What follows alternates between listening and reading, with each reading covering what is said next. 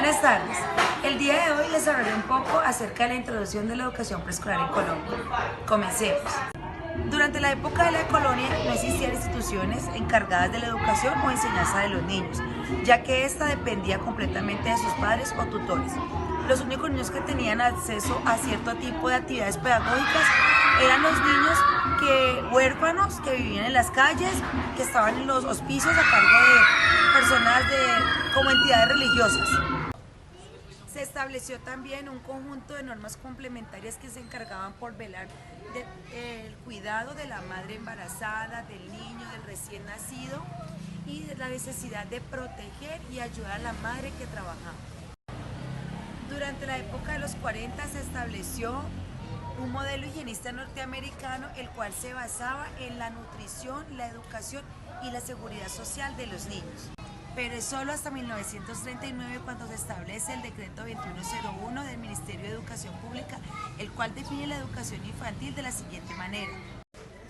Sin duda, el proceso de educación en el país fue lento, ya que había muy poco personal capacitado para la educación. Mejor dicho, no teníamos maestras preparadas como tal para la enseñanza. La mayoría eran normalistas.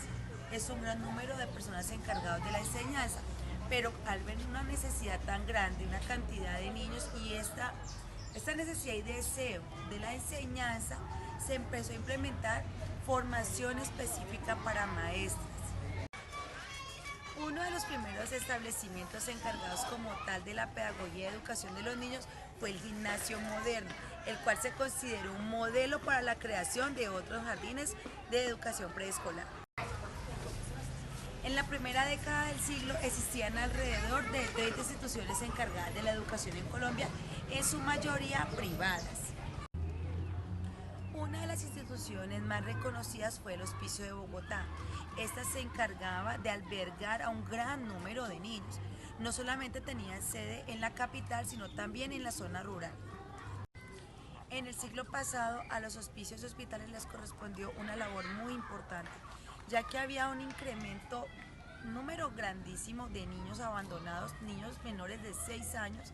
El Estado como tal no sabía qué hacer con todos estos niños, por eso se crean entidades con la necesidad de educar a estos niños, de brindarles formación, una formación integral y completa. Las personas encargadas de esta formación eran religiosas que conocían trabajos de pedagogos muy importantes, por eso no se les hizo difícil realizar actividades lúdicas y pedagógicas con estos niños. En 1851 se crea la primera escuelita campestre Yerbabuena. Esta escuelita promovía actividades pedagógicas y lúdicas para la enseñanza de los niños, pero fue muy pasajera, realmente no tuvo un tiempo, digamos, muy prolongado de su existencia o su creación. Es en 1900 donde se establece el primer instituto como tal encargado de la educación preescolar de los niños. En este no solamente se le brinda una atención asistencial, sino que más que eso se le brinda una formación pedagógica para el ingreso a la educación primaria. Esos primeros hogares, como les mencioné anteriormente, se encargaban sí del cuidado de los niños, pero no contaban con normas en higiene y en salud adecuadas para la protección de los niños. Con el tiempo, muchos de estos niños morían, algunas de estas madres se enfermaban. Cuando digo madres, me refiero a madres, un modelo de cuidadora o madre sustituta que precede al modelo de madre comunitaria que hay en la actualidad. Habían demasiadas falencias.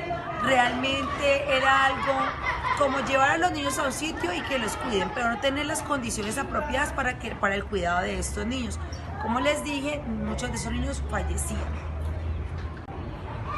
Los asilos eran básicamente solamente sitios encargados del cuidado de los niños, algo tipo asistencial, pero en sí de la formación de los niños en sus saberes fue en una época más adelante cuando se crearon las primeras instituciones donde aparte de dar cuidado, alimentación y estar pendientes de la salud de los niños, pues se empezaron a brindar actividades pedagógicas. Tiempo después fueron creados los primeros asilos o salacunas, lugares donde se daba cuidado asistencial a los hijos de la clase trabajadora, la clase obrera. También tienen acceso a estas instituciones, esos asilos, digámoslo, las personas de la clase acomodada, pero ellos tienen que pagar ciertas cuotas. Entiéndase por enseñanza infantil aquella que recibe el niño entre los 5 y 7 años de edad, cuyo objetivo es crearle hábitos necesarios para la vida juntamente con el desarrollo armónico de su personalidad. En la actualidad, gracias a la propuesta del presidente Santos, contamos con los centros de desarrollo integral que tienen como pilar 4 lineamientos: el arte, el juego, la literatura y la exploración del medio. Estos CDI, como los conocemos nosotros, brindan una atención integral en el cuidado del niño, ya que brindan salud, educación, acompañamiento psicológico y nutrición. En la actualidad, la educación ha cambiado. Quizá tenemos cosas de la antigüedad cuando se hicieron los primeros. En la actualidad, el modelo pedagógico como tal ha evolucionado. Los niños, estas personitas necesitadas de afecto y también de educación, de un modelo educativo completo. Las instituciones educativas están encargadas de brindar tanto asistencialidad, pero también acompañamiento pedagógico. Los niños de diversas entidades, tanto públicas como privadas, hacen parte de nuestra comunidad.